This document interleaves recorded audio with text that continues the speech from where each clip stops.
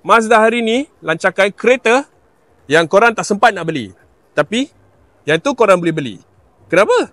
Why? Sempena hari jadi 35 tahun Mazda MX-5, Mazda keluarkan varian Special Edition. 35th Anniversary Edition ni ada 1000 unit saja di dalam dunia dan Malaysia hanya dapat 4 unit saja. Itu pun 2 dah terjual. Tapi tak perlu risau sebab Mazda MX-5 facelift pun dilancarkan sekali dengan beberapa perubahan seperti reka lampu depan dan belakang yang baru, skrin infotainment 8.8 inci dan talaan sistem pemanduan untuk varian manual. Yes, ada varian manual guys. Enjin masih sama, 2 liter NA yang menghasilkan 181 horsepower dan 205 Nm of torque. Tapi itu tak penting sebab pada pendapat aku, Mazda MX-5 ni adalah jelmaan filosofi Jimba Itai Mazda tu sendiri.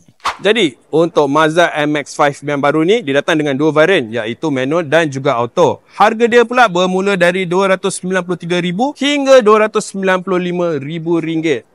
Untuk Mazda 35th Anniversary pula, harga dia bermula RM315,000. Dan hanya sebab ada 4 unit saja di Malaysia, kemungkinan besar korang tak sempat kot nak dapat model ni. Tapi mungkin second market akan melonjak naik dia punya harga. So, geng-geng JDM, korang rasa korang akan hunting tak kereta ni?